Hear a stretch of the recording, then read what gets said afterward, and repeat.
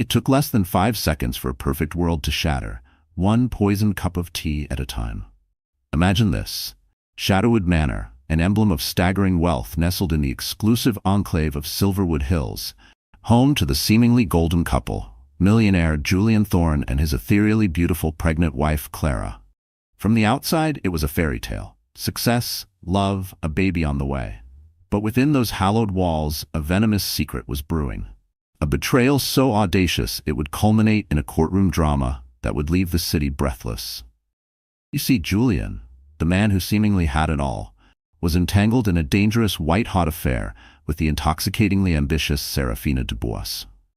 And this wasn't just a rich man's dalliance.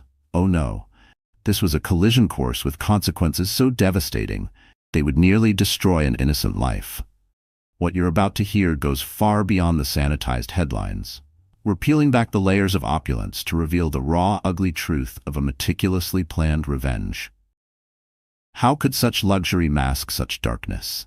And what twisted obsession could drive a woman to methodically dismantle another's happiness, a happiness she felt was rightfully hers? Prepare yourself, because the answer is more chilling than you can imagine, and you won't want to miss a single, shocking detail of how this dream turned into an absolute nightmare. Shadowwood Manor. Even the name whispered of old money and sprawling, manicured secrets. Ivy climbed its weathered stone walls, ancient oaks stood sentinel over emerald lawns, and inside, priceless art adorned silk-lined rooms. Julian Thorne, handsome, charismatic, a titan of industry, moved through this world with an easy inherited grace. Clara, his wife, was the gentle heart of this opulent fortress, her quiet kindness a stark contrast to the often brittle society in which they moved. Her pregnancy, a long-awaited joy, seemed to cast a golden glow over everything, a promise of new beginnings. Or so it appeared. But the cracks in this gilded facade were already beginning to show, visible only to those who knew where to look, or to those who, like Serafina Dubois, were actively seeking them out. Serafina, a name that dripped with a dangerous allure. She was everything Clara was not. Bold, overtly seductive, and possessed of a ruthless, calculating ambition that burned like a cold fire in her amethyst eyes. Julian had met her at a high-profile charity gala, a fleeting encounter that had ignited a spark, then a conflagration. While Clara lovingly planned their nursery, her days filled with soft fabrics and dreams of tiny hands, Julian was increasingly drawn into Serafina's orbit, his late nights at the office becoming a convenient if flimsy excuse for clandestine meetings in discreet five-star hotel suites across the city. He knew it was wrong. Of course, he did. Guilt was a constant, gnawing companion, a bitter taste in his mouth even as he tasted Serafina's lips. But Serafina offered an escape, a thrill, a validation that, for reasons he couldn't quite articulate even to himself, he craved. She saw him not just as Clara's husband, the expectant father, but as Julian Thorne, the powerful magnate, a man to be desired, to be conquered. And Serafina, it was becoming increasingly clear, was a woman who always got what she wanted. Clara, bless her innocent heart, sensed the shift. A new coolness in Julian's touch, a distance in his eyes that hadn't been there before. "Is everything all right, darling?" she'd ask, her voice laced with a gentle, uncomprehending concern. "You seem so preoccupied." Julian would offer a strained smile, a vague reassurance about market pressures, the demands of his empire. And Clara, wanting so desperately to believe in the fairy tale, would accept his explanations, attributing his distraction to the natural anxieties of impending fatherhood. She wouldn't allow herself to imagine the truth. The truth was simply too monstrous. But Serafina saw. She saw Julian's guilt, his wavering resolve, and it only fueled her determination.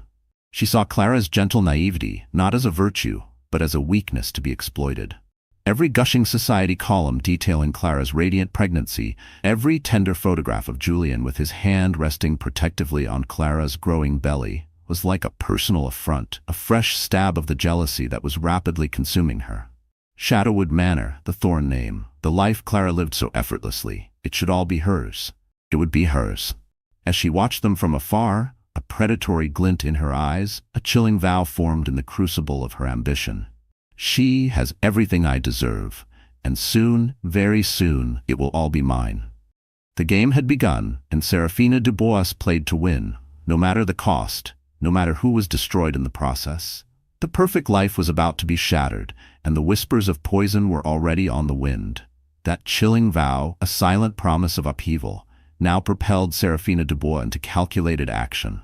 She wasn't merely an opportunist, a chance interloper in the gilded life of Julian and Clara Thorne. No, Serafina was a meticulous predator, and Clara, in her blissful ignorance, had just become her designated prey. The initial phase of her campaign was one of insidious reconnaissance. She became a ghost in Clara's periphery, a shadow absorbing details with unnerving precision. Julian's favorite restaurants, the charities Clara championed, even the specific blend of Earl Grey tea Clara favored each afternoon. No detail was too trivial for Serafina's voracious appetite for information. She learned the rhythms of Shadowwood Manor, the sprawling Thorne estate nestled in the opulent embrace of Silverwood Hills, as if she were studying a complex piece of machinery she intended to dismantle. How far would she go? You're about to find out. Julian, meanwhile, was a man increasingly stretched taut. He tried, with the clumsy desperation of a man drowning in his own deceptions, to navigate the treacherous waters between his serene, pregnant wife and his intoxicatingly dangerous mistress. The late nights, once explained away as unavoidable business dinners, became more frequent, the excuses thinner. Missed anniversaries of small, intimate moments that Clara cherished were met with lavish, almost offensively expensive gifts that felt more like reparations than tokens of affection. His replies to Clara's gentle inquiries about his well-being grew shorter, sometimes clipped with an uncharacteristic curtness that pricked at her tender heart. Could she sense the betrayal? Or was she too trusting? "Is everything all right, darling?" Clara would ask, her voice soft, her hand resting on his arm as he stared blankly at a financial report, the words clearly not registering. Her brow would furrow with concern. "You seem so distant lately. Is the new project weighing on you so heavily?" She'd search his face, her eyes wide with an innocent hope that he would confide in her, that this was just the stress of impending fatherhood, the weight of his vast empire pressing down. A baby, their baby. How could anything but joy surround such a miracle? This naivety, this unwavering belief in his inherent goodness, was a shield Clara held up against the creeping shadows, but it was a shield Serafina was already finding ways to pierce. One has to wonder, how long can such innocence last in the face of calculated malice? The annual Silverwood Children's Hospital fundraiser, hosted that year amidst the baronial splendor of Shadowwood Manor, provided Serafina with her first formal entree into Clara's world. She arrived on the arm of Damien Vance, a peripheral business associate of Julian's, a man easily charmed and utterly oblivious to the true nature of the woman he escorted. Serafina was a vision in a bespoke crimson gown that clung to her every curve, a stark, deliberate contrast to the softer pastels favored by the Silverwood Hills matriarchs. Her dark hair was swept up in an intricate chignon, drawing attention to the predatory gleam in her amethyst eyes. She was designed to captivate, and when Julian's gaze fell upon her as she entered the grand ballroom, his breath hitched. A flicker of something, panic, desire, crossed his features before he quickly schooled them into a mask of polite surprise. He prayed Clara wouldn't notice the way his eyes lingered a moment too long. But in a room full of watchful eyes, how long can such secrets remain hidden? "Julian, my dear fellow," Damien boomed, steering Serafina forward. "I believe you haven't had the pleasure of meeting Serafina Dubois." Julian forced a smile, his hand extending automatically. "Miss Dubois, a pleasure." His voice was a shade too hearty. Serafina's laugh was a low, melodious purr, perfectly calibrated. "The pleasure is all mine, Mr. Thorne. Damien has told me so much about your philanthropic endeavors." She offered her hand to Clara next, her touch surprisingly firm, her nails the color of dried blood, a stark contrast against Clara's pale skin. As their hands met, a subtle, venomous glint, like the flicker of a serpent's tongue, danced in Serafina's eyes. Clara felt an inexplicable shiver trace its way down her spine, a sudden, unwelcome chill despite the warmth of the crowded room. She dismissed it as a trick of the light, the fatigue of her advancing pregnancy, a simple shiver, or a premonition of the darkness to come. Later, amidst the clinking of champagne flutes and the murmur of polite society, Serafina engineered a moment alone with Julian near the sweeping, ancestral staircase. its dark wood polished to a mirror sheen. She leaned in close, her perfume, a heady blend of night-blooming jasmine and something darker, more exotic, enveloping him. "This is quite the life you've built, Julian," she whispered, her voice a silken caress that nevertheless carried an edge of steel. Her eyes swept the opulent hall, lingered on a portrait of Clara, radiant, innocent, and then returned to his. "Your lovely wife, so perfect." The sarcasm was a palpable thing, coating the last word with a layer of disdain. What game was she playing, and what were the stakes? Julian exhaled slowly, the scent of her proximity both intoxicating and suffocating. "Serafina, not here. Please." His voice was a low, urgent plea. He could feel the eyes of Silverwood Hills on them, could almost hear the whispers. "Relax, darling," she murmured, her lips curving into a sly, knowing smile. "I'm merely admiring the scenery." She tilted her head, her gaze deliberately provocative. "Or am I not allowed to appreciate such domestic bliss?" He forced a tight smile at a passing grande dame, whose eyes lingered on them with undisguised curiosity. "You know this is complicated," he hissed, his composure fraying. Serafina's soft laugh was devoid of genuine humor, a chilling little sound. "Oh, I'm well aware of the complications, Julian, but I'm also a woman who appreciates ambition, and what I want, I usually get."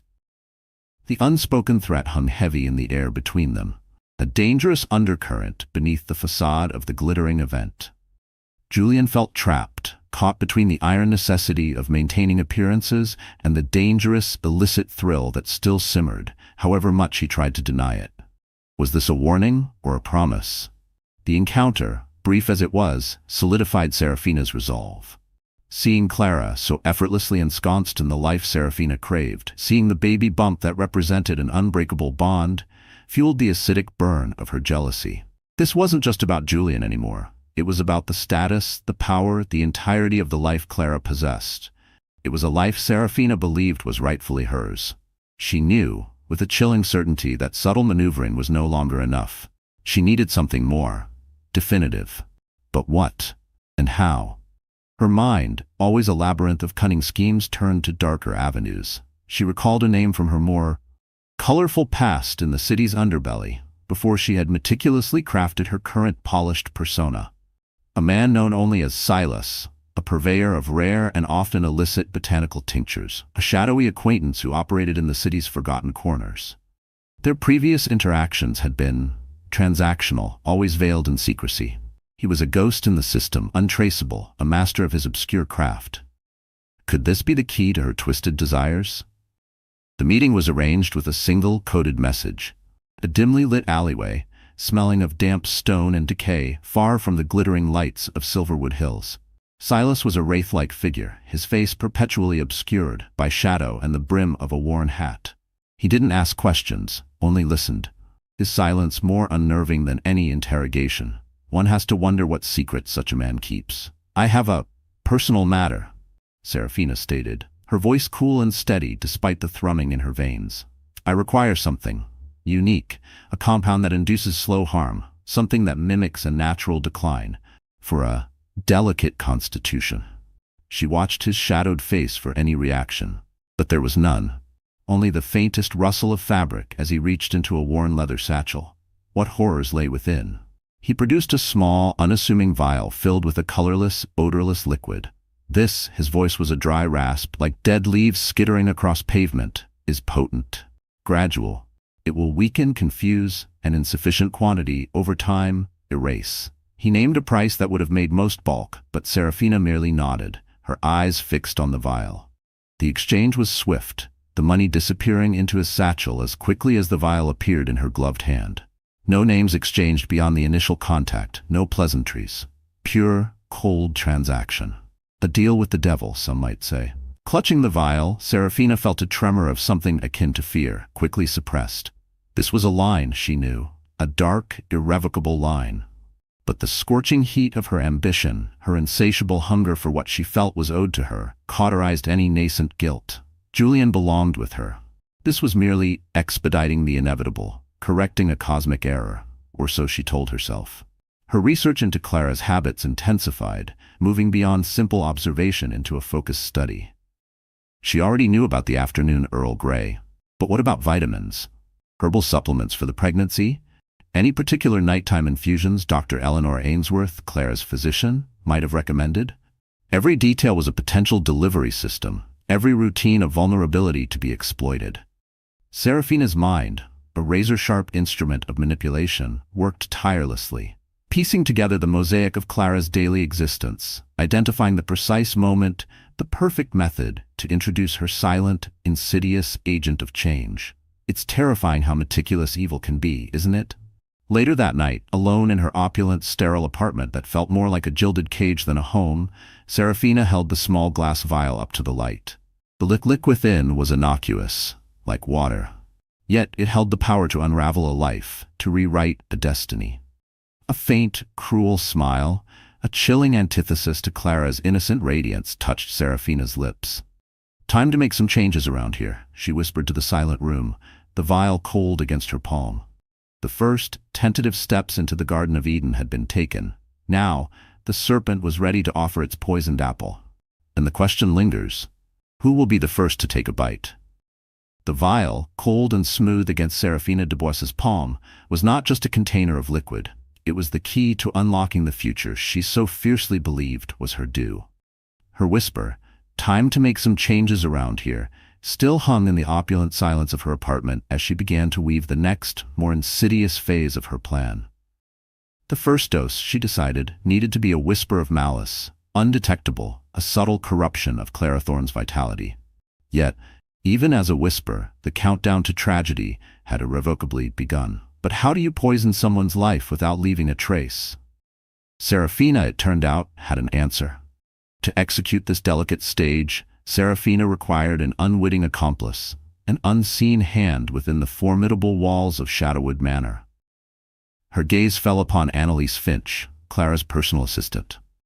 Annalise was a young woman with a quiet demeanor, a dreamer with a portfolio of surprisingly evocative watercolor sketches she kept hidden in her modest staff quarters. She was also, Serafina had astutely observed, lonely, somewhat underpaid for her meticulous efforts, and undeniably fascinated by the glittering, almost mythical lifestyle that unfolded daily before her eyes. Annalise was, in short, ripe for manipulation. Was Annalise just naive, or was there something more that drew her into Serafina's web? Serafina orchestrated a chance encounter at a small exclusive art gallery in the city, a place Annalise frequented on her rare afternoons off. Feigning an interest in a rather obscure landscape artist whose work Annalise openly admired, Serafina struck up a conversation.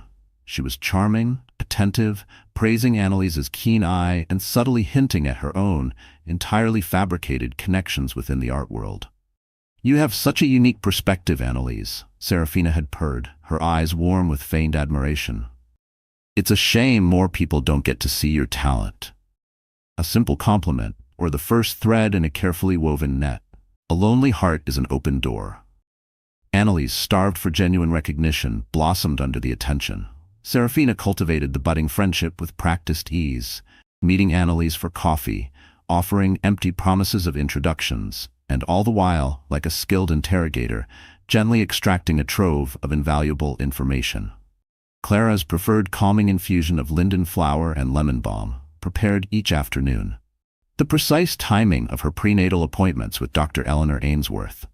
The quiet hours when Clara would be resting alone in her sun-drenched sitting room or strolling through the meticulously kept rose gardens of Shadowwood. Annalise, believing she had found a glamorous confidant, perhaps even a mentor in the enigmatic Miss Dubois, who she vaguely understood to be an influential friend of Julian's with impeccable taste, divulged these details with innocent candor. It makes you wonder, doesn't it, how easily trust can be weaponized. The clandestine visit was disturbingly easy to arrange. On a crisp autumn afternoon, with Annalise ensuring the household staff were occupied elsewhere, Serafina, disguised in a plain trench coat and a silk scarf artfully obscuring the lower half of her face, slipped through a secondary kitchen entrance of Shadowwood Manor. Annalise, her heart fluttering with a mixture of excitement and a faint, unidentifiable unease, led her quickly towards the still room, a cool, fragrant space where the household's teas, herbs, and cordials were stored in neatly labeled canisters. The heart of the home, soon to be the scene of a silent crime. Mrs. Thorne's linden flower and lemon balm blend is in the celadon tin, third from the left, Annalise whispered, her eyes wide as she took in Seraphina's unusual attire. Are you sure Mr. Thorne won't mind this? Surprise? She still clung to the belief that Seraphina was perhaps planning some elaborate romantic gesture for Julian. Oh, the irony. Seraphina offered a reassuring if slightly strained smile. Julian loves surprises, my dear. And this one is very special. Her gloved hand closed around the cool ceramic of the indicated canister. Once Annalise had been dispatched on a trivial errand to another wing of the manor. To ensure everything is perfect, Seraphina had said. She worked quickly. From a tiny, almost invisible compartment in her designer handbag, she retrieved the vial obtained from Silas. Her heart hammered against her ribs, a frantic drumbeat against the silence of the still room. With a steady hand, she unscrewed the cap and carefully, precisely, measured a small, almost homeopathic amount of the colorless, odorless botanical tincture onto a tiny, antique silver spoon she'd brought for the purpose. The potent liquid was then gently, thoroughly, mixed into the fragrant, dried leaves of linden and lemon balm, leaving no visible trace. She replaced the canister, her breath catching in her throat. The act was done. The first die cast. The idea both thrilled and repulsed her in a dizzying wave of conflicting emotions. She was crossing a moral event horizon, a point of no return. But the image of Clara's serene smile, of Julian's hand resting protectively on Clara's burgeoning belly, solidified her resolve. This was a necessary cruelty, or so the predator told herself.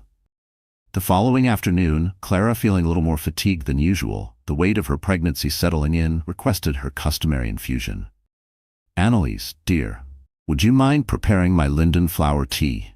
I think I need a moment of calm. Annalise, with a polite smile and a flutter of nerves she couldn't quite place, obliged, entirely unaware of the invisible corruption that now tainted the fragrant blend. Moments later, Clara took her first sip. She paused, a slight frown creasing her brow. This tastes a little different today, Annalise. Perhaps a new batch? A small change, a tiny ripple. Was this the poison making its first mark? I believe so, Mrs. Thorne, Annalise replied, her voice a little too bright. Clara, ever trusting, dismissed it as a minor variation, perhaps a slightly different harvest of herbs. She drank the cup, eager to soothe the jangled nerves that seemed to accompany her these days. In her sleek, minimalist penthouse across town, Seraphina waited, a coiled spring of anxious anticipation. She expected a call, a frantic report, some dramatic development. But nothing of the sort happened that day. Clara experienced a mild, throbbing headache later that evening and retired to bed early, attributing it, as she often did, to the general malaise of pregnancy. Unbeknownst to Clara, to Julian, to everyone within the oblivious sanctuary of Shadowwood Manor, a slow, insidious poison was beginning its silent, methodical work. How many more doses before someone noticed? Weeks bled into one another. The vibrant hues of autumn gave way to the starker beauty of early winter. And with the changing seasons, Clara's health began a more noticeable, more worrying decline. Her morning sickness, which had mercifully begun to subside, returned with a vengeance, leaving her weak and depleted. Dizzy spells became more frequent, sometimes so severe she had to grip onto furniture to prevent herself from falling. Dark circles, like bruises, appeared beneath her usually luminous eyes. What was happening to the radiant Clara Thorne? Dr. Eleanor Ainsworth, a seasoned obstetrician with a reputation for calm competence, grew increasingly concerned. Additional tests were run, blood panels, ultrasounds, nutritional assessments, but they yielded nothing conclusive. Everything appears normal on paper, Clara, Dr. Ainsworth said, her brow furrowed in thought after one particularly draining examination. But your symptoms are persistent. For now, strict bed rest is advisable, and we need to keep a very vigilant watch on your vitals, and of course, on the baby. Normal on paper? This was anything but normal. Julian, finally jolted from his self-absorbed world by the undeniable reality of Clara's suffering, became a man consumed by alarm. His passion for Seraphina, which had burned so fiercely, was temporarily doused by a cold wave of fear, and beneath it, a gnawing guilt. He abruptly canceled a series of international business trips, choosing to remain close to home, his presence a constant, worried shadow at Clara's bedside. He'd hold her hand, his touch surprisingly gentle, his voice low and soothing as he read to her, or simply sat in shared silence. A guilty conscience or genuine concern? Perhaps both. This, however, was not the outcome Serafina had envisioned or desired. From the sidelines, from the frustrating distance of her now curtailed interactions with Julian, she watched her carefully constructed plan begin to unravel in an unexpected way. Instead of driving Julian away from his ailing wife and into her waiting arms, her meddling seemed to be having the opposite effect. Clara's deteriorating health had awakened Julian's dormant protective instincts, forging a bond of shared anxiety that Serafina found utterly infuriating. Damn it. He was supposed to be repulsed by the sickness, not drawn closer by it. Had she miscalculated so badly? The thought was a bitter pill. She realized, with a surge of frustrated anger, that she needed to accelerate her timeline, to administer something more decisive if she hoped to achieve her ultimate goal: Clara's permanent, irrevocable departure from Julian Thorne's life. The game was changing, and Serafina was not one to lose. But fate, it seemed, had a penchant for irony and further complications. Just as Serafina was recalibrating her strategy, Clara's father, Arthur Pendleton, arrived in Silverwood Hills. A retired diplomat with a keenly perceptive mind and an old-world gravitas, Arthur had never been entirely enamored with the ostentatious display of wealth that characterized the Thorne dynasty. However, for Clara's sake, he had maintained a cordial, if somewhat reserved, relationship with Julian. Now, alerted by Dr. Ainsworth's discreetly worded concerns, and Clara's own downplayed but nonetheless worrying letters, he decided to stay for an extended period in one of Shadowwood Manor's numerous guest suites. An unexpected player enters the game. How will this affect Serafina's plans? Arthur was not a man easily fooled. He spent hours with Clara, his presence a comforting balm, listening not just to her words, but to the unspoken anxieties that lay beneath. Clara, while admitting her physical struggles, expressed more worry about Julian drifting away emotionally, still attributing his distance to the pressures of his work and their impending parenthood, rather than suspecting the true, venomous cause. She didn't want to believe anything else. Privately, Arthur's astute eyes missed little. He saw the subtle signs of a fracturing marriage. Julian's forced joviality, a missed dinner here excused by a late meeting that somehow never materialized in his official schedule, a wandering, haunted glance there that hinted at deeper, more troubling issues. Arthur's quiet, observant presence within Shadowwood Manor made it infinitely more difficult for Serafina to orchestrate further clandestine visits or to rely on the increasingly nervous Annalise. The older man had an unnerving knack for noticing the slightest changes in the staff's demeanor, a shift in routine, an unexplained presence. Annalise, acutely aware of Mr. Pendleton's unwavering scrutiny, became far more cautious, her interactions with Serafina growing strained and infrequent. This new, unwelcome variable forced Serafina to refine her strategy yet again, to make each subsequent move even more calculated, more discreet, more fraught with risk. The pressure was mounting. And then, amidst all this turmoil, this delicate dance of deception and dawning suspicion, came the news of Clara's upcoming birthday. Julian, perhaps in a genuine attempt to lift Clara's spirits, or perhaps to assuage his own festering guilt, announced his intention to host a grand celebration. Shadowwood Manor, he declared, would once again be filled with flowers, music, and the glittering echelons of Silverwood Hills society.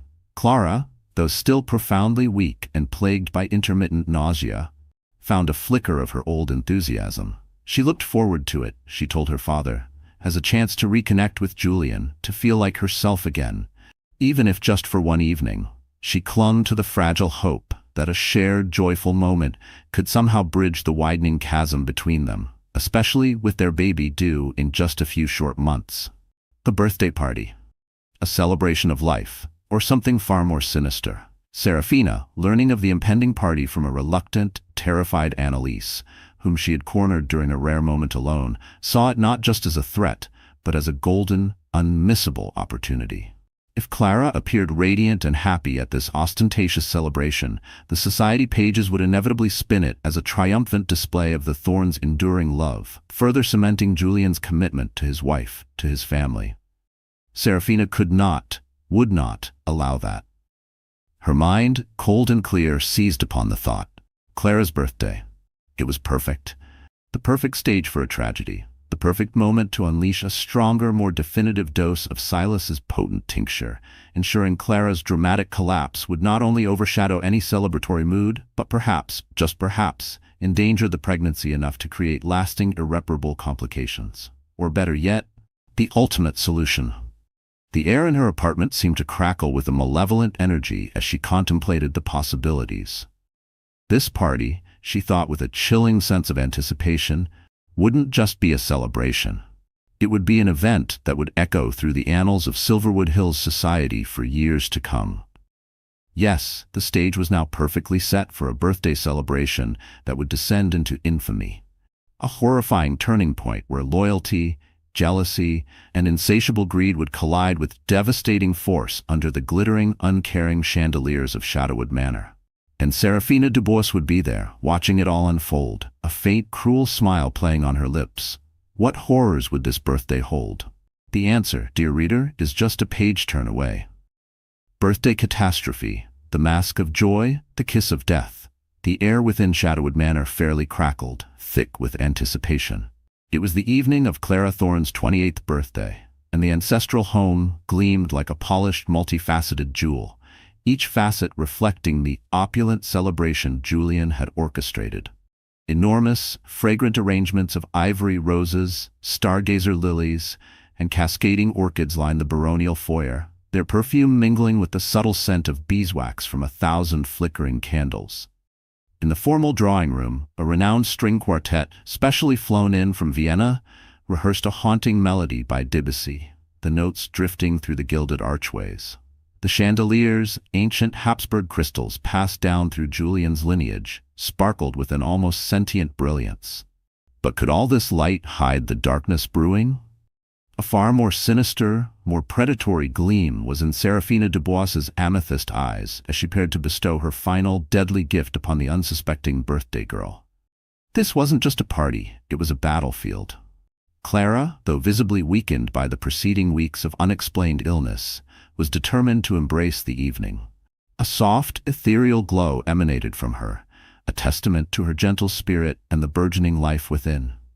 She wore a flowing gown of emerald green silk that showcased the gentle curve of her baby bump, a splash of vibrant life against the pallor that still clung to her cheeks.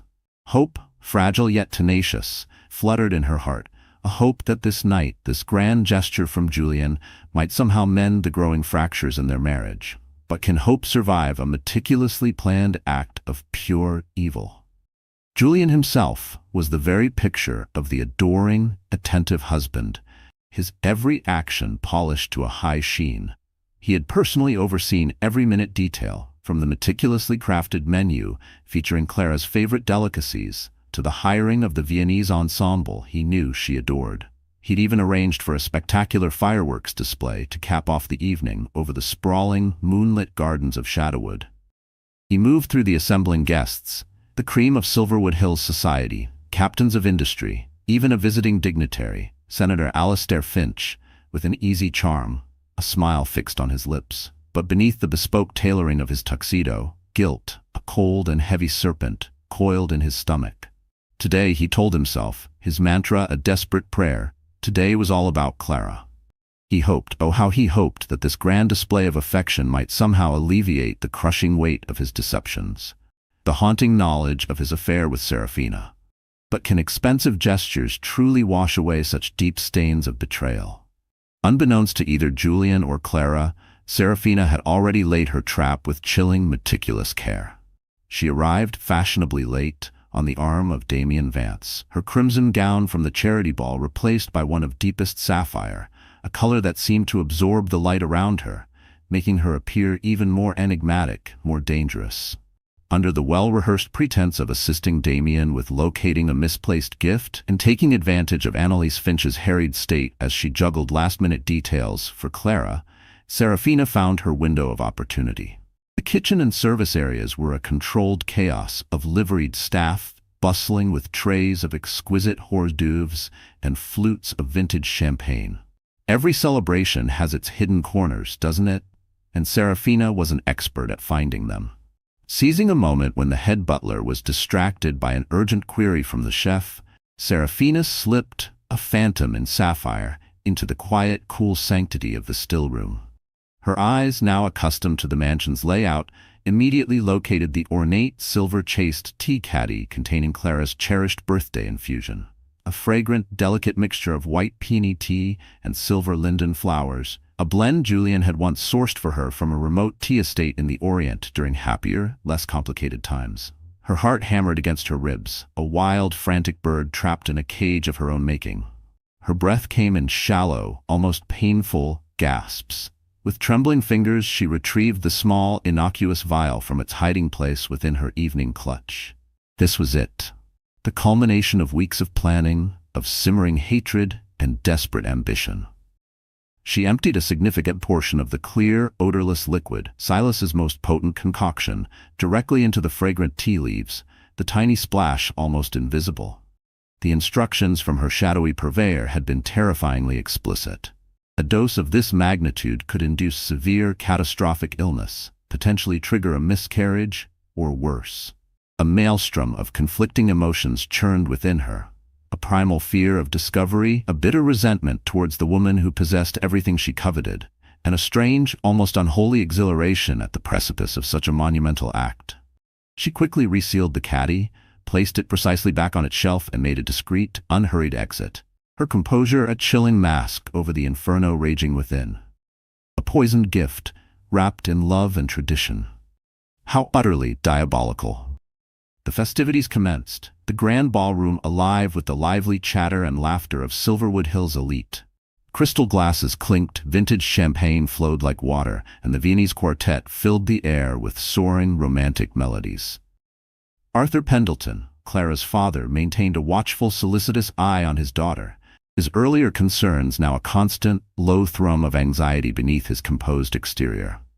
Clara, for her part, was valiantly trying to immerse herself in the joy of the occasion, her smile, though tinged with fatigue, genuine and warm as she greeted friends and well-wishers. At one point, as she stood chatting with the wife of Senator Finch, a dizzying wave of faintness washed over her, the glittering ballroom suddenly tilting at an alarming angle. Her hand flew to her temple. "Oh my," she murmured, her voice barely a whisper. Arthur was at her side in an instant, his expression a mixture of concern and alarm. "Clara, my dear, are you all right? You look terribly pale." "Just a little, light-headed, Papa," she managed, attempting a reassuring smile that didn't quite reach her eyes. Worried about his daughter, and increasingly suspicious of the unnatural pallor that had clung to her for weeks, Arthur gently but firmly suggested she rest for a while in one of the upstairs suites. "Just for a few moments, my love. To gather your strength. No one will mind." Clara, not wanting to cause a scene or spoil the elaborate celebration Julian had arranged, reluctantly agreed. Julian, at that precise moment, was deeply engrossed in a conversation with Senator Finch, a man whose political influence could significantly benefit Thorne Industries. He excused himself with a hurried apology as soon as Annalise Finch, her face etched with worry, relayed the news that Clara had gone upstairs feeling unwell. Racing to her side, Julian found Clara resting on a plush chaise lounge in the quiet seclusion of their private sitting room, a half-empty glass of water trembling in her hand. "Clara, what is it? Are you in pain?" he asked, his voice tight with a panicky urgency that surprised even himself. Clara offered a weak smile. "Just a temporary spell of weakness, Julian. The baby and I are just a little overwhelmed by all the excitement, I think." But Julian, his guilt now morphing into a raw, primal fear, wouldn't be placated. He insisted that Dr. Eleanor Ainsworth, who was among the invited guests and a close family friend, take a look at her immediately. Dr. Ainsworth, ever the consummate professional, examined Clara briefly, checking her pulse, her blood pressure, her responsiveness. "Her vitals are stable for the moment, Julian," she concluded, her tone calm but with an underlying note of professional concern. "But she does seem exceptionally fatigued. Plenty of hydration, avoid overstimulation, and perhaps a quiet early night would be best." A doctor's reassurance, but was it enough to dispel the growing unease? Feeling somewhat reassured, yet still longing to cling to the fleeting joy of her birthday celebration, Clara agreed to return downstairs for the traditional cutting of the cake. The magnificent confection, 3 towering tiers of decadent Valrhona chocolate, and raspberry mousse, draped in spun sugar and adorned with crystallized violets, sat on a table swathed in gold damask, a testament to Julian's extravagant gesture.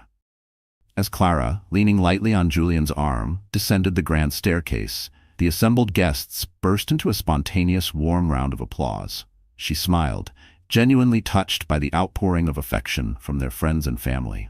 Julian joined her at the cake table, placing a gentle proprietary hand on the small of her back, a picture of domestic bliss. Or was it? Serafina, a silent, watchful predator lurking at the fringes of the glittering crowd, observed every minute detail with an unnerving intensity. Her gaze, sharp and calculating, noted the precise moment when one of the household staff, a young maid named Elsie, leaned in to whisper in Clara's ear, presumably about preparing her special birthday tea to accompany the cake. Elsie then disappeared discreetly towards the kitchen to brew a pot of Clara's favorite white peony and silver linden flower blend from the ornate caddy in the still room. The very caddy Serafina had so recently, so lethally, corrupted. The wheels of her plot were turning, unstoppable, after the chorus of happy birthday had faded and the candles on the magnificent cake were extinguished with a soft wish from Clara. Elsie reappeared, bearing a delicate silver tray. Upon it rested a single, exquisite antique porcelain teacup, its contents steaming gently, releasing a subtle, floral aroma. Clara, feeling a renewed wave of nausea and hoping the familiar infusion would soothe her uneasy stomach, accepted the cup gratefully. She smiled at Julian, a tired but tender smile. Then she raised the cup to her lips, utterly, tragically unaware that it carried a lethal dose of Serafina Dubois's meticulously administered poison. A single sip. That's all it would take. It didn't take long. The effect was terrifyingly swift. Within minutes of taking the first few sips, the little color Clara possessed drained from her face, leaving it a ghastly ashen gray. Her eyes widened in sudden, uncomprehending terror. A low moan escaped her lips as a searing, wrenching pain seized her abdomen, doubling her over. A cold, clammy sweat beaded across her forehead. Alarmed Julian, who had turned to thank Senator Finch for his good wishes, noticed her trembling, her sudden, violent change in demeanor. "Clara? What's wrong?" He caught her just as she collapsed, her body going limp in his arms. The delicate porcelain teacup shattering on the cold, unforgiving marble floor, the poisoned tea spreading like a malevolent stain, a stain that could never be truly washed away. Gasps and shrieks of horror erupted among the stunned guests. A wave of panic rippled through the opulent ballroom. Dr. Ainsworth, her professional instincts overriding social decorum, elbowed her way through the gathering, horrified crowd, her voice sharp and commanding. "Give her space. Someone call for an ambulance. Now." She knelt beside Clara, her fingers immediately going to Clara's wrist, then to her neck, checking for a pulse, assessing her breathing. The situation was critical. Clara's heart rate was terrifyingly erratic, her breathing shallow and labored. This was no mere fainting spell. Arthur Pendleton, his face a mask of grim disbelief, rushed to his daughter's side, his composure finally cracking as he knelt beside Julian, his hand reaching out to stroke Clara's damp hair. Panic, raw and uncontained, spread like wildfire through Shadowwood Manor. In the ensuing chaos, Serafina Dubois, the architect of this unfolding tragedy, managed to feign a convincing display of shock and concern. She artfully wiped away imaginary tears, her hand fluttering to her chest in a gesture of distress as she allowed a frantic, oblivious Damien Vance to comfort her, while they awaited the arrival of the paramedics. Inwardly, however, a maelstrom of emotions raged, a chilling terror at the possibility of exposure, a perverse satisfaction at the undeniable swiftness and efficacy of her actions, and a fleeting, quickly suppressed flicker of doubt. Had she, perhaps, gone too far? But there was no turning back now. Julian, on his knees on the cold marble, cradled Clara's lolling head in his lap, his carefully constructed facade of the suave millionaire utterly demolished. Tears, hot and unashamed, streamed down his face, carving paths through his usually impassive features. Regret, a monstrous, consuming entity, tore at him. He realized only now, in this moment of horrifying clarity, how deeply, how irrevocably, he loved his wife. How casually, how unforgivably, he had taken her gentle presence, her unwavering love, for granted. As the wail of approaching sirens grew louder, and the paramedics, grim-faced and efficient, arrived and carefully lifted Clara's inert form onto a stretcher, Julian felt a helplessness so profound it threatened to suffocate him. Was this some horrific, unforeseen complication of the pregnancy? Or was it something far more sinister? Over and over, like a desperate litany, Julian whispered, his voice choked with sobs. "Hold on, Clara. Please, God, hold on. Don't leave me." His words were a prayer lost in the unfolding nightmare. The glittering assembly of guests parted like the Red Sea to allow the paramedics' swift passage, their faces a mixture of horror, disbelief, and a morbid, fascinated curiosity. No one could fully grasp the enormity of what had just transpired. But the raw, unadulterated anguish etched on Julian Thorne's face spoke volumes. He feared, with a certainty that chilled him to the bone, that he was on the precipice of losing not only his wife, but also their unborn child.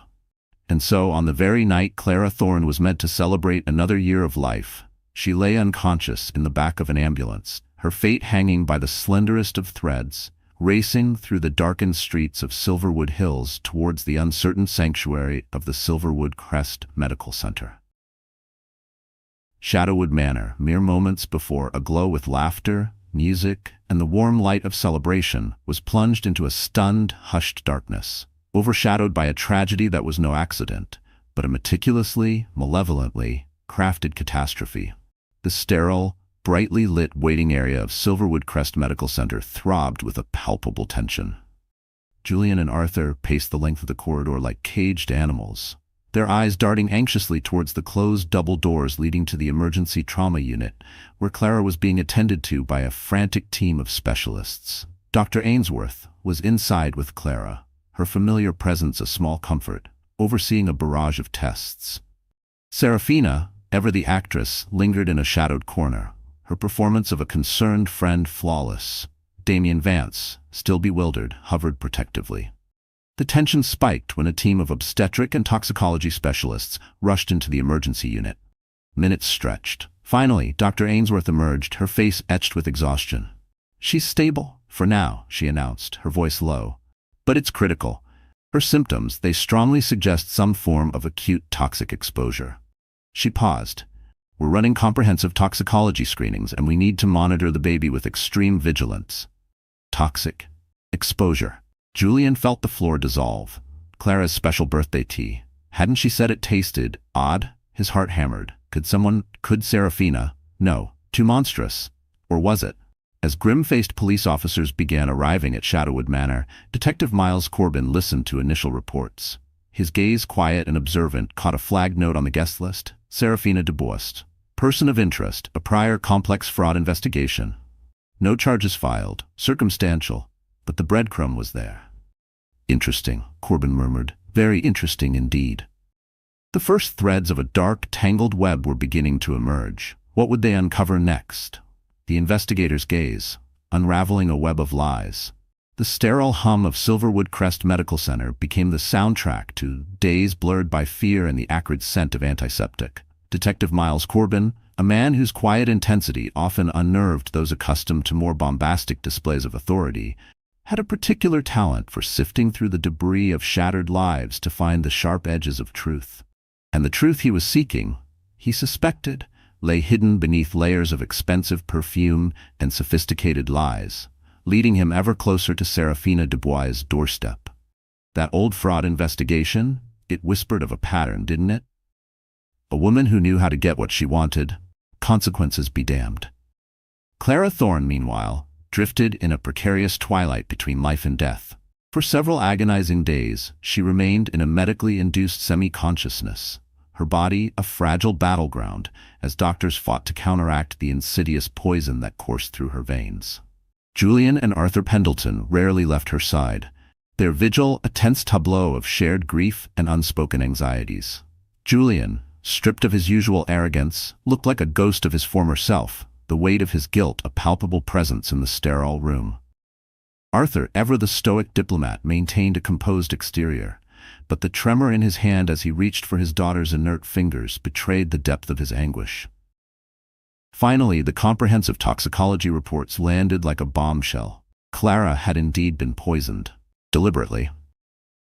The substance was a rare, complex botanical compound, highly concentrated, designed for slow, almost undetectable devastation, yet administered in a quantity that suggested a terrifying final intent. It was the kind of poison that screamed premeditation, cold, calculated, and utterly ruthless. Who could possess such cruelty? Shadowwood Manor, no longer a symbol of idyllic prosperity, transformed overnight into a sprawling, opulent crime scene. The gleam of its polished marble floors now reflected the grim, methodical movements of forensic teams.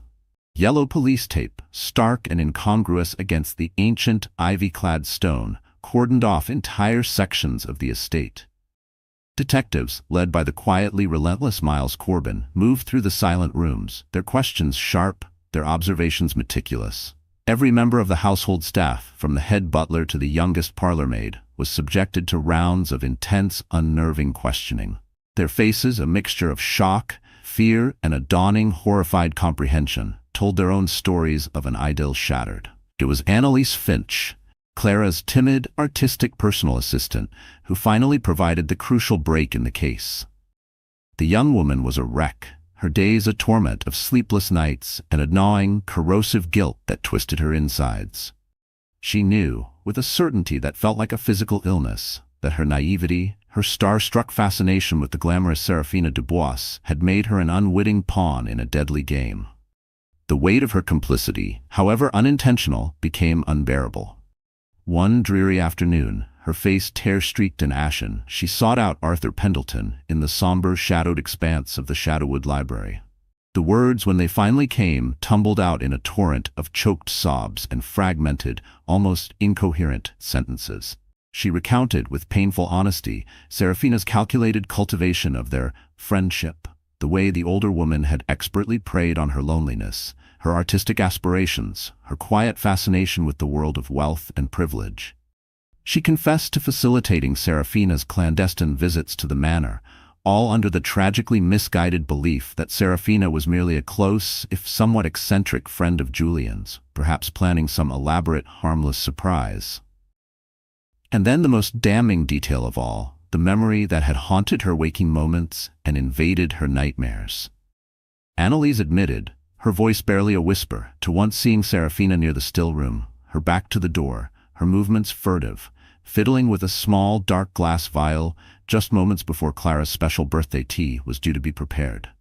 At the time, Annalise hadn't thought much of it. Perhaps a rare perfume, or some exotic essential oil Serafina favored. Now, the memory was a shard of ice piercing her heart, the implication too horrifying to fully comprehend. Could she have stopped it? The question would haunt her forever. Arthur Pendleton listened, his patrician features hardening into a mask of cold, controlled fury as Annalise's pathetic, tragic story unfolded. He didn't berate the distraught young woman. He saw the genuine, unadulterated remorse, the naive terror that still clung to her like a shroud. "Annalise," he said, his voice low but firm, cutting through her heartbroken sobs with a steely authority. "You must tell this to Detective Corbin. Every single detail. It is imperative. For Clara's sake." Annalise Finch's subsequent formal statement at the Silverwood Hills Police Precinct was the linchpin Detective Corbin had been patiently, methodically waiting for. Her tearful, detailed account of Serafina's insidious manipulation, her specific, almost obsessive interest in Clara's routines, and in particular, her tea-drinking habits, and crucially, the chilling sighting of the mysterious vial near the still room on the day of the party, provided the investigation with both a credible motive and a clear opportunity. Coupled with the troubling whispers of Serafina's questionable financial past and her undeniable, strategically positioned presence at the ill-fated birthday celebration, Corbin now had more than enough concrete evidence to proceed. He immediately sought, and was granted, a search warrant for Serafina Dubois's opulent penthouse apartment, a gilded cage high above the glittering, indifferent city. When Detective Corbin and a team of uniformed officers arrived at Serafina's door later that evening, she greeted them with an air of cool, almost disdainful amusement. She was dressed in a flowing silk lounge robe, the color of champagne, her dark hair artfully disheveled, a half-empty glass of what looked suspiciously like Julian Thorne's favorite single-malt scotch in her hand. She raised a perfectly sculpted eyebrow at the sight of the warrant Corbin presented. "A search warrant, Detective Corbin? How delightfully dramatic. Do come in. And please, try not to scuff the Italian marble, will you? It's frightfully expensive." Her audacity was breathtaking, but beneath the confident, almost flippant facade, Corbin, a keen observer of human nature, detected the faintest tremor in her voice, a telltale, almost imperceptible flicker of panic in her otherwise unreadable amethyst eyes. She watched, a faint, disdainful smile playing on her lips as if she were observing some rather tedious provincial theatrical, as the officers began their methodical, meticulous search of her exquisitely appointed, surprisingly sterile apartment. They were professional, thorough, leaving no velvet cushion unturned, no lacquered drawer unopened.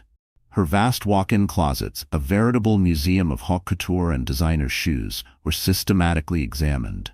Her vanity table, with its glittering, almost ostentatious array of expensive French perfumes and an arsenal of cosmetics, was carefully, painstakingly scrutinized. The sleek, minimalist kitchen, which looked as if it had never seen a moment's actual culinary use, was given a cursory, if thorough, glance. Nothing. For a moment, a flicker of triumph quickly masked crossed Serafina's features. Had she outsmarted them after all? Her smile widened almost imperceptibly. "Quite the elaborate treasure hunt, Detective. Finding anything incriminating amongst my lingerie and lipstick?" she purred, taking a slow, deliberate sip of her scotch. Corbin ignored her taunt, his attention focused on a small, antique rosewood writing desk tucked away in a discreet alcove of the vast, art-filled living room. One of the drawers, he noted, was locked. "Miss Dubois," he said, his voice polite but firm, betraying none of the tension that was beginning to build in the room. "Would you be so kind as to provide the key for this particular drawer?" A shadow, fleeting but definite, crossed Serafina's face. "The key?" She feigned a moment of thought. "Oh, that silly old thing. I seem to have misplaced it. Such a terrible nuisance, these antique locks, don't you find?" "Indeed," Corbin replied, his gaze unwavering. "In that case, Miss Dubois, with your permission or without it, we'll have to open it. Officer Miller, if you please." He motioned to one of his younger officers, who, with a grim professionalism, produced a slender set of specialized lock-picking tools. The sharp, distinct click of the old tumblers finally yielding to Miller's skilled ministrations was a small, sharp, almost unbearably loud sound in the otherwise oppressive silence of the room. It sounded, Serafina thought with a sudden, sickening lurch of her stomach, like the snapping shut of a trap. Inside the drawer, nestled amongst a sheaf of expensive, cream-colored monogrammed stationery and a collection of antique silver letter openers, lay a small, innocuous, velvet-lined jewelry box. And within that box, half hidden beneath a tangle of glittering, rarely worn diamond and sapphire baubles, was a small dark glass vial, identical in every respect to the one Annalise Finch had so vividly, so damningly described. It was half used. The game, it seemed, was up. The forensic lab at the Silverwood Hills precinct confirmed it within hours. The colorless, odorless liquid remaining in the vial was a perfect, irrefutable match for the rare, complex botanical compound that had been found in Clara Thorne's ravaged bloodstream, and, crucially, in the dregs of the shattered porcelain teacup recovered from the marble floor of Shadowwood Manor. The net had closed. Serafina Dubois was arrested later that evening, the charges stark and brutal: attempted murder of Clara Thorne and attempted murder of an unborn child. As the uniformed officers, their faces impassive, read her rights, her carefully constructed posture, finally, spectacularly shattered. Her face, contorted with a mixture of wild, disbelieving rage and a dawning animalistic terror, was a shocking contrast to the cool, collected, sophisticated woman who had greeted them at her door only hours before. "This is an absolute outrage," she shrieked, her voice raw and shaking, a harsh, ugly sound as the cold, unyielding steel of the handcuffs closed around her slender, delicate wrists. "You have absolutely no idea who you're dealing with. I'm being framed. Framed, do you hear me? This is a travesty." Her protests, however, were futile. The news of Serafina's arrest exploded across the city like a wildfire, igniting a media firestorm of unprecedented proportions. Headlines, bold and damning, screamed of the Silverwood Hills poisoning plot, the Millionaire's femme fatale Mistress, the birthday party betrayal. Reporters and paparazzi, like a pack of hungry wolves, swarmed Shadowwood Manor, Silverwood Crest Medical Center, and the police precinct, desperate for any salacious detail, any lurid scrap of information. Julian Thorne, through his phalanx of grim-faced, high-powered attorneys, issued a terse, unequivocal no comment, stating only that his sole, unwavering focus was on his wife's fragile recovery and the continued well-being of their unborn child. The Thorne name, once a revered bastion of untouchable wealth, impeccable breeding, and quiet societal prestige, was now irrevocably, devastatingly, tainted by a scandal so dark, so shocking, it threatened to consume them all, its gilded facade crumbling to reveal the ugly, festering secrets that lay hidden within. Meanwhile, in the hushed, sterile quiet of her private hospital room, Clara Thorne was slowly, painstakingly beginning her long, arduous journey back from the brink of death. The days were an agonizing blur of medical procedures, hushed, worried consultations between a battery of specialists, and the constant, oppressive weight of a profound, bone-deep weakness. But gradually, miraculously, her innate strength, her will to live, for herself, for her unborn child, began to assert itself. Fleeting moments of lucidity slowly, tentatively, stretched into longer, more coherent stretches of awareness. One cool, rain-swept afternoon, as Julian sat by her bedside, his handsome face etched with sleeplessness and a despair so profound it seemed to physically consume him, Clara's eyelids fluttered open. She looked at him, truly, deeply looked at him, for the first time in what felt like an eternity. He reached for her hand, his touch hesitant, almost fearful, as if he expected her to recoil. "Clara?" he whispered, his voice hoarse. Her voice, when it finally came, was a mere breath, fragile as spun moonlight, yet imbued with a quiet, heartbreaking clarity. "Julian, what happened to me?" And so in the stark, unforgiving glare of the sterile hospital room, with the rhythmic, monotonous beep of the heart monitor a somber, relentless counterpoint to his agonized words, Julian Thorne, his soul stripped bare, confessed. Everything.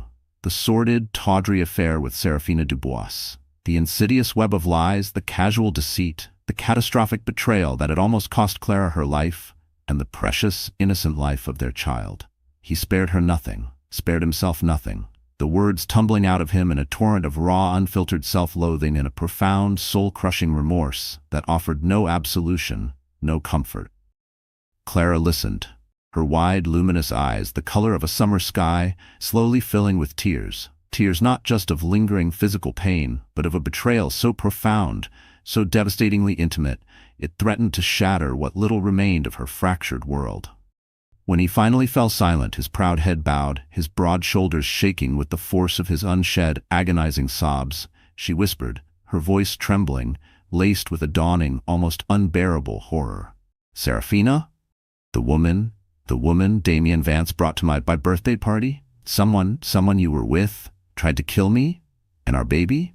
The disbelief, the sheer, unadulterated shock of it, was a fresh wave of agony, more potent than any physical pain she had endured. Julian could only nod, his throat raw, his own tears finally breaking free, hot and shaming, carving paths down his ravaged face. "Clara, I am so sorry," he choked out, his voice thick with a despair that offered no solace, no redemption. This is all my fault. My unforgivable, my wretched, damnable fault." As Clara Thorne lay in her hospital bed, slowly, agonizingly, absorbing the full, horrifying truth of her husband's devastating betrayal and her rival's murderous, obsessive intent, Serafina Dubois, from the cold, sterile confines of a police holding cell, was already meticulously, chillingly, plotting her defense. Incensed, defiant, utterly unrepentant, she used her one allotted phone call not to contact family or friends. Were there any true ones left? But to secure the services of the most notoriously ruthless, morally flexible, high-powered defense attorney in the city. Her narrative was already taking shape in her cunning, manipulative mind. She was the true victim here, a pawn in a dangerous game, tragically framed by a jealous, unstable former assistant, perhaps even by Julian Thorne himself, a convenient, disposable scapegoat to cover his own dark sins and protect his precious family name. The intricate web of lies was far from unraveled. It was merely being respun, its threads stronger, more venomous, ready for its dramatic, sensational debut in a packed, expectant courtroom.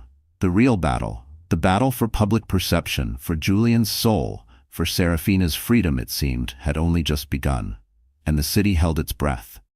Courtroom reckoning, the price of obsession. The air outside the venerable stone edifice of the Central Criminal Court was a maelstrom, a churning vortex of flashbulbs, shouting reporters and morbidly curious onlookers, all held precariously at bay by a line of stern-faced police officers. This was it. The trial of Serafina Dubois, a spectacle that had gripped the city, promising a salacious glimpse into the gilded cage of Silverwood Hills society and the venomous secrets it concealed. The day had dawned gray and oppressive, the sky weeping a persistent drizzle that did little to dampen the fervent energy of the assembled media circus. Each arrival was met with a fresh frenzy, the prosecuting counsel stern and unyielding, Serafina's high-powered silver-tongued defense attorney radiating an almost theatrical confidence, and then the thorns. Would justice prevail, or would wealth and influence once again twist the narrative? This was more than a trial. It was a public dissection of a private hell. Clara Thorne, still achingly frail but with a newfound steely resolve in her pale blue eyes, arrived in a discreet black town car.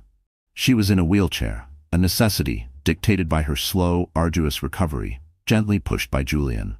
Dr. Eleanor Ainsworth walked beside them, a supportive professional presence. Julian, his face a mask of grim determination, shielded Clara from the worst of the intrusive camera lenses, his jaw tight, his eyes fixed straight ahead. The shouted questions, a barrage of crude, invasive inquiries about his affair, about Clara's health, about the baby, he ignored completely. His public reckoning was about to begin, and he seemed to carry the weight of it in every line of his body. What must it feel like to have your deepest shames laid bare for the world to see? Inside the hallowed, oak-paneled courtroom, an almost suffocating silence reigned, broken only by the rustle of papers and the occasional cough. Judge Alistair Blackwood, a man whose reputation for stern impartiality and no-nonsense jurisprudence preceded him, presided from his elevated bench, his gaze sweeping over the packed room with an expression that brooked no theatrics. He wasted no time in calling the court to order, his gavel falling with a sharp, definitive crack. The stage was set for a drama that would rival any fiction. Serafina Dubois sat at the defense table, flanked by her formidable legal counsel, led by the renowned Atticus Thorne, no relation to Julian, a fact the tabloids had nonetheless feasted upon with predictable glee. Gone was the vibrant, predatory glamour she had once flaunted. Today, Serafina was the picture of demure, almost pitiable modesty. She wore a simple, high-necked dress of a muted dove gray, her dark hair pulled back severely from her face, her expression one of carefully cultivated vulnerability. Only the faintest, almost imperceptible tightening around her lips betrayed the inferno of rage and defiance that simmered beneath the placid surface. The charges against her were severe, each one read out in the sonorous tones of the court clerk. Attempted murder of Clara Thorne, attempted murder of an unborn child, reckless endangerment. Could this seemingly meek woman be capable of such monstrous acts? The prosecution, led by the coolly efficient district attorney, Evelyn Hayes, opened with a compelling, damning narrative. Hayes painted a vivid picture of Serafina's consuming jealousy, her sense of entitlement, her ruthless ambition. She portrayed Serafina not as a woman scorned, but as a calculating, scheming mistress who saw Clara's pregnancy, Clara's very existence, as an intolerable roadblock to her own insatiable desires for wealth, status, and Julian Thorne himself. The motive was clear, brutal, and as old as time itself: envy. The first key witness for the prosecution was Annalise Finch, Clara's former assistant, her face still bearing the haunted look of someone who has been irrevocably scarred by events beyond her control, took the stand. Tears streamed down her cheeks as D.A. Hayes gently guided her through her testimony, her voice trembling as she recounted Serafina's insidious manipulation. The way she had preyed on Annalise's loneliness and artistic aspirations to gain access to Shadowwood Manor, to glean intimate details about Clara's life. She described the clandestine visits, Serafina's unnerving interest in Clara's routines, and, most damningly, the sighting of Serafina near the still room with that small, dark vial. Serafina's attorney, Atticus Thorne, was relentless in his cross-examination, attempting to paint Annalise as a disgruntled, star-struck employee with a personal grudge, or perhaps even as an accomplice now seeking to save her own skin. But Annalise, though visibly distressed, held firm, her voice gaining a surprising strength as she reiterated, "I had no vendetta. Only guilt for my unintentional involvement." I believed her. I truly believed she was a friend. Her testimony was a heartbreaking portrait of innocence betrayed. Next came the forensic experts. Their testimony a dry, methodical, yet utterly devastating account of the scientific evidence. They detailed with clinical precision how the rare botanical compound found in Serafina Dubois's penthouse apartment was an exact match to the toxins identified in Clara Thorne's system, and in the residue found in the shattered teacup. They walked the jury through complex chemical breakdowns, distribution timelines, and the horrifying effects of such a poison on the human body, especially that of a pregnant woman, establishing beyond any reasonable doubt that the substance was not something typically found in household products, nor something one could accidentally ingest in such concentrations. Science, cold and hard, was pointing a finger directly at Serafina. Then, a tense hush fell over the courtroom as Julian Thorne was called to the witness stand. This was the moment the press, the public, the entire city had been waiting for. The millionaire husband, the adulterer, the man whose infidelity had, directly or indirectly, led to this near-fatal tragedy. Julian took his seat, his face pale but his gaze steady as he swore to tell the truth. His voice when he began his testimony was heavy with a palpable, soul-deep remorse. He recounted, with unflinching honesty, how he had first met Serafina, how their casual flirtation had spiraled into a dangerous, all-consuming affair, the profound guilt he felt and continues to feel for betraying Clara, the woman he now realized he loved more than life itself. His confession was raw, painful, a man stripped bare of his defenses. When Atticus Thorne rose to cross-examine him, the courtroom crackled with anticipation. Thorne's strategy was clear: to insinuate that Julian, tired of his pregnant wife, or perhaps fearing the financial implications of a messy divorce, had orchestrated an elaborate frame-up to rid himself of an inconvenient mistress, using Serafina as his unwitting pawn. "Mr. Thorne," Atticus began, his voice smooth as silk, "isn't it true that your relationship with Miss Dubois had become burdensome? That you were looking for a way out, a way to extricate yourself without damaging your pristine public image?" Julian met his gaze directly, his voice firm despite the tremor of emotion that ran beneath it. "My relationship with Miss Dubois was a grave mistake, a betrayal of my wife and my vows. But I would never, ever harm Clara or our child. There is no logical reason, no conceivable scenario in which I would do such a thing. My only desire then and now is for Clara's safety and well-being." Then came the question everyone had anticipated, the one designed to unnerve him, to perhaps elicit a flicker of lingering affection that could be twisted and used. Atticus Thorne leaned forward, his voice dropping to a conspiratorial whisper. "Mr. Thorne, tell the court, do you still have feelings for my client, Miss Serafina Dubois?" The courtroom held its breath. What would he say? A collective intake of breath. Julian didn't hesitate. He turned, his gaze finding Clara in her wheelchair. Her eyes, though shadowed with pain, held a quiet strength that seemed to anchor him. He inhaled sharply, then turned back to face his questioner, his voice clear and unwavering. "I was infatuated, misguided, perhaps even temporarily lost. But that is over, completely and utterly over. My only concern now, my only feelings, are for my wife, Clara, and for our child, and for ensuring that justice is served here today." A public declaration, a line drawn in the sand. For the first time during the entire trial, Serafina Dubois lost her meticulously crafted composure. It was as if Julian's words, his public, unequivocal rejection, had finally pierced her armor of icy disdain.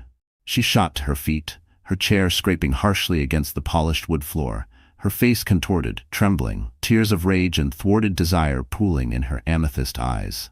"You liar!" she shrieked, her voice, raw and ragged, echoing across the stunned silence of the courtroom.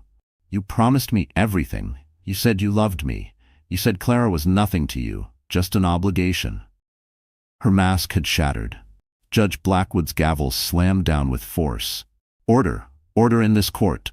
Ms. Dubois, control yourself, or I will have you removed."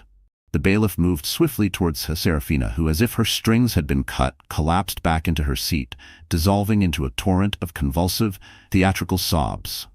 The jury watched, their expressions a mixture of shock and dawning comprehension, seeing firsthand the depths of her emotional instability, the raw, obsessive nature of her alleged affections. The carefully constructed victim narrative was crumbling before their very eyes. During the defense's case, Atticus Thorne, despite his client's damaging outburst, fought valiantly, if desperately. He attempted to recast Serafina as the victim, a naive woman manipulated by a powerful, ruthless man, Julian Thorne. He even, in a moment that stunned the courtroom into momentary silence, floated a desperate, unfounded theory.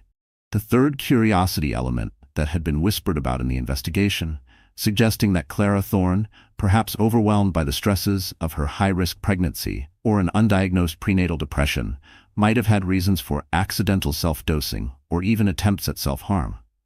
The accusation was so outlandish, so cruel, that D.A. Hayes was on her feet in an instant, objecting vehemently.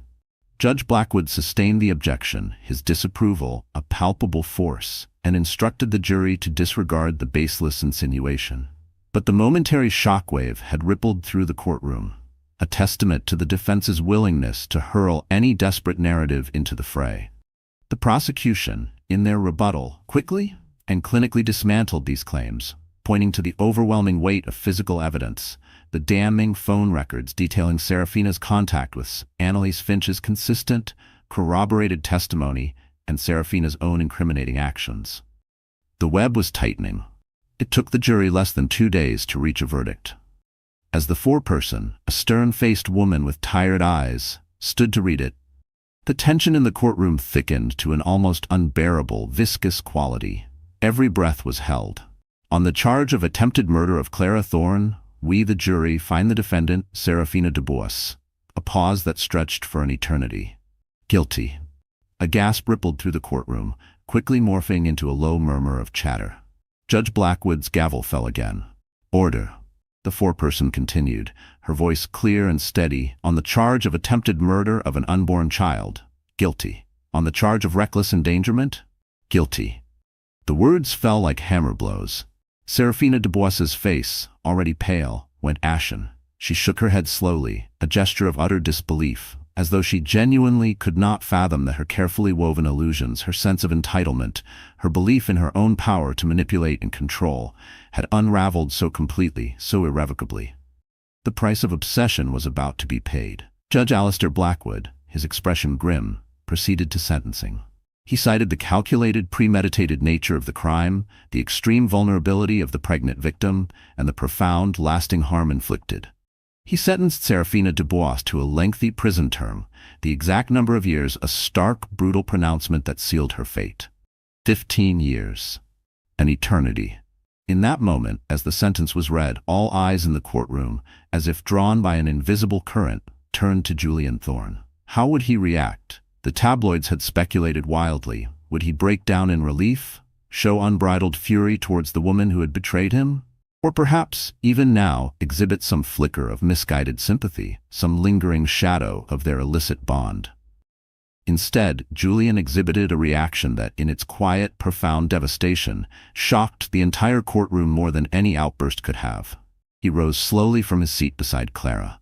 He walked, with a heavy, measured tread, across the well of the court to where Serafina sat, now slumped and defeated, her defense attorney patting her shoulder awkwardly. He stopped before her. He looked her directly in the eyes, a fleeting, unreadable moment of connection, perhaps a farewell, perhaps a final damning judgment. Then, without a word, he turned away. Tears, undeniable and glistening, traced paths down his cheeks as he walked back to Clara's side, gently, tenderly, placing a trembling hand on her shoulder. His silent devastation spoke volumes. Reporters would later describe it as a moment of silent, utter devastation, a profound, public acknowledgement of the irreparable harm caused not just by Serafina's actions, but by his own catastrophic lapses in moral judgment, his own devastating betrayals. The tabloids, ever eager for a dramatic headline, dubbed it the look that shook the courtroom, capturing Julian Thorne's final, silent glance at the woman who had so nearly destroyed his life, and in doing so, had irrevocably shattered his own. In that single, subtle, heart-wrenching moment, those who watched saw not just a billionaire tycoon, but a broken man grappling with the full, terrible weight of his regret, his sorrow, and a solemn, agonizing acceptance of his own complicity. Serafina Dubois, her face a mask of disbelief and dawning horror, was led away in handcuffs by the court bailiffs, her high society dreams reduced to the grim reality of a prison cell. Clara Thorne watched her go, her own tears now trickling silently down her pale cheeks. Tears of relief, yes, but also tears of a deep, ineffable sadness for the innocence lost, the trust shattered, the lives irrevocably altered. In that instant, she saw Julian not as the arrogant, philandering magnate, nor even as the contrite, remorseful husband, but simply as a flawed, deeply wounded man, forever scarred by the devastating consequences of his own human failings. For better or for worse, their lives, and the life of their unborn child, had been inexorably, terrifyingly changed by this descent into madness. The legal battle had reached its dramatic conclusion, but what of the emotional war still raging within their hearts? The path to healing, if one even existed, stretched before them, long, arduous, and shrouded in uncertainty. Beyond the scars, a new dawn, a fragile hope. The heavy iron gates of Blackwood Correctional Facility clanged shut, the sound echoing with a grim finality that sealed Serafina Dubois's gilded, venomous dreams within its cold stone walls. That clang was more than just a closing door. It was the sound of a chapter ending. A dark, terrifying chapter. But for Clara and Julian Thorne, standing on the precipice of an uncertain future, the echoes of betrayal, of a trust so violently shattered, would reverberate for years to come, shaping a life neither of them could ever have envisioned. Could they ever truly move beyond the scars? In the weeks and months that followed the trial, an almost palpable quiet descended upon Shadowwood Manor.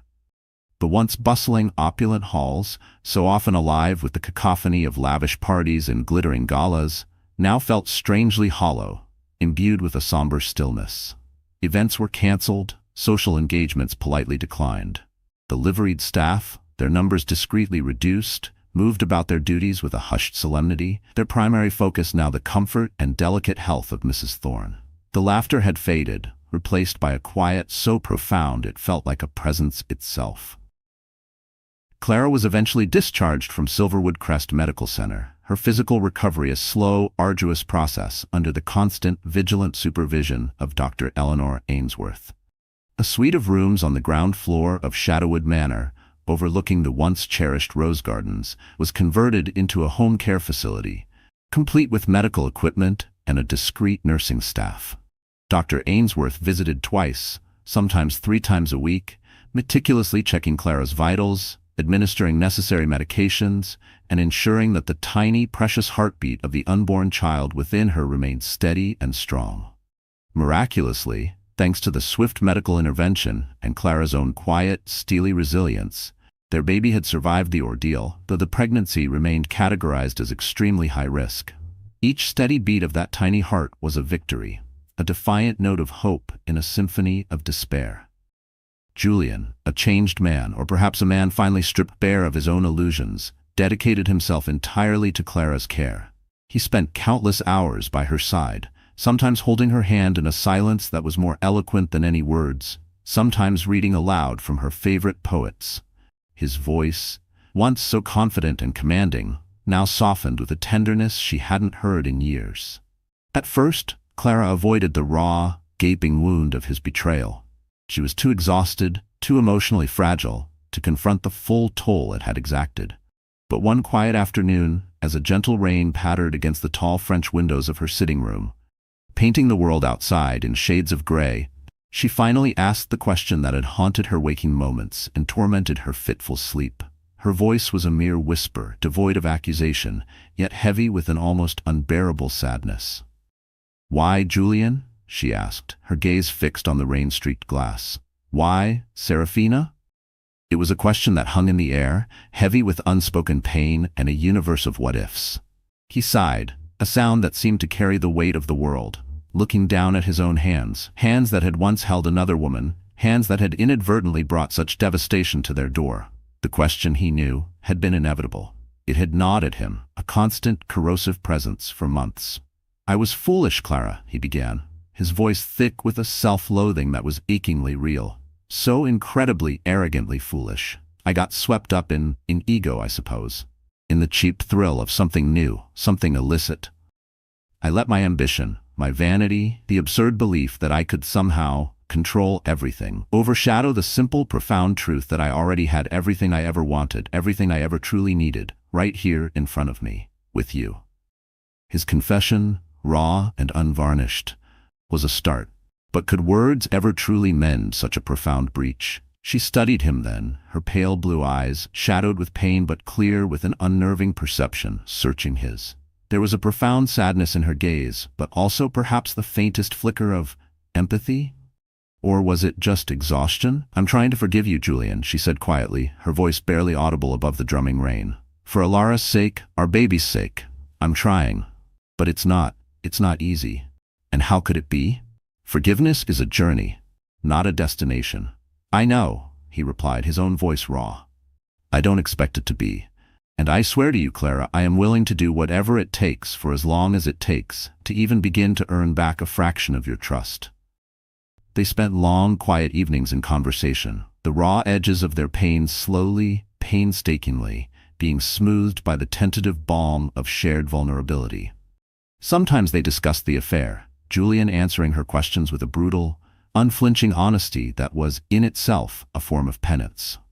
Other times, they reminisced about happier, simpler days, their voices soft with nostalgia for a time before the serpent had entered their garden. Their emotional connection was fragile, like a priceless porcelain vase that had been shattered into 1,000 pieces and was now being meticulously, agonizingly glued back together. It would never be entirely whole again, its surface forever marred by the intricate network of cracks. Yet it was, against all odds, still holding shape. A testament, perhaps, to the resilience of something that once was. Clara, with a quiet strength that surprised even herself, made it unequivocally clear that Julian had to attend therapy, both individual and couples counseling, to address the deep-seated impulses, the character flaws that had led to his infidelity. Julian, without a moment's hesitation, agreed. He enrolled in intensive sessions, baring his soul to strangers, excavating the dark, uncomfortable truths he had kept buried for so long. And gradually, almost imperceptibly at first, Clara began to see glimpses of the man she had first fallen in love with, the man she had married. Compassionate, dedicated, and profoundly, genuinely remorseful.